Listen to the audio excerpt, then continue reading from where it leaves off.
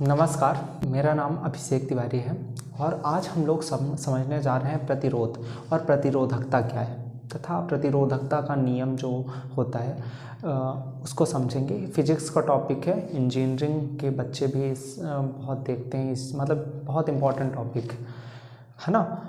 तो समझते हैं, उसका बेस समझते हैं थोड़ा सा कि प्रतिरोध क्या होता है।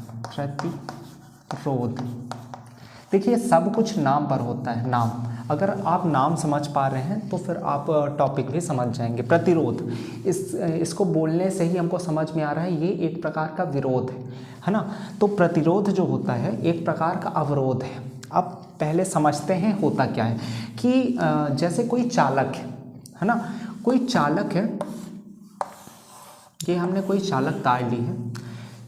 कोई भी चालक में जब विद्युत धारा प्रवाहित की जाती है, विद्युत धारा के प्रवाह का मतलब है इलेक्ट्रॉनों का प्रवाह। तो कोई चालक में इलेक्ट्रॉनों का जब प्रवाह होता है तो इलेक्ट्रॉन जो होते हैं किसी चालक के अणुओं और परमाणुओं के बीच से होकर गुजर रहे होते हैं।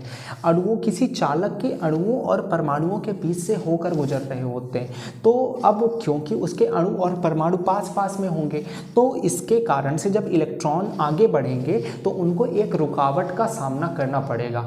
एक रुकावट का सामना करना, उसी विरोध को है ना, जो उन अणुओं और परमाणुओं के द्वारा उत्पन्न किया गया है उसी को प्रतिरोध कहते हैं, है ना। तो जैसे ये चालक है, इसमें ये अणु और परमाणु इसमें बहुत सारे होंगे। अब इलेक्ट्रॉन जब इससे प्रवाहित निकलेगा तो इन इलेक्ट्रॉनों और अणुओं और परमाणुओं में मतलब टक्कर होगी। टक्कर होने के कारण इलेक्ट्रॉन जो है एक विरोध का सामना करेगा। इसी विरोध को प्रतिरोध कहते हैं। ठीक, यहाँ तक समझ में आई बात कि प्रतिरोध क्या है। प्रतिरोध बेसिकली एक प्रकार का विरोध है। जब किसी चालक में धारा अथवा इलेक्ट्रॉनों, जब किसी चालक में धारा अथवा, अब धारा का मतलब होता, अथवा धारा का मतलब होता है इलेक्ट्रॉनों का प्रवाह। धारा अथवा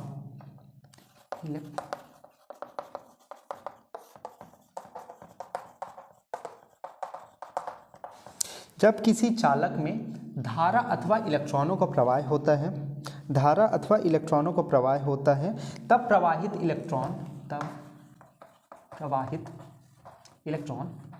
इलेक्ट्रॉन को चालक के अणुओं और परमाणुओं से होकर गुजरना पड़ता है और परमाणु से होकर गुजरना पड़ता है। तो उनके अणुओं और परमाणुओं के कारण जो एक विरोध उत्पन्न होता है इलेक्ट्रॉन पर, जो एक विरोध उत्पन्न होता है उसी को प्रतिरोध कहते हैं।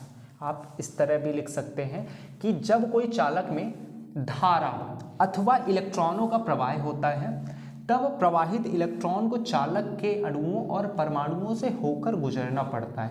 और जब चालक के अणुओं और परमाणुओं से होकर इलेक्ट्रॉन गुजरता है तो उन इलेक्ट्रॉनों और उसके अणुओं और परमाणुओं के बीच में आपस में टक्कर होती है। उस टक्कर के कारण एक अवरोध उत्पन्न होता है। उसी अवरोध को या कि रुकावट को प्रतिरोध कहते हैं। ठीक, इसको दूसरे प्रकार से भी परिभाषित किया जा सकता है। प्रतिरोध होता है, अगर आप लोगों ने ओम का नियम पढ़ा होगा है ना, तो V बराबर होता है I/R, या कि वैसे तो ये इस तरह आता है, V समानुपाती होता है I।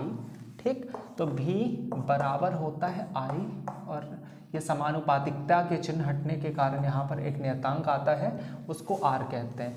और यही चीज़ है R जो है, इसी को कहते हैं प्रतिरोध। तो आप इसको इस प्रकार से भी बना सकते हैं कि जब ये I इधर जाएगा, पक्षांतरण होगा, तो R बराबर हो जाएगा V/I। तो इसको इस तरह भी परिभाषित किया जाता है कि V यानी विभव और I यानी धारा। विभव और धारा के अनुपात को प्रतिरोध कहते हैं। R बराबर V/I।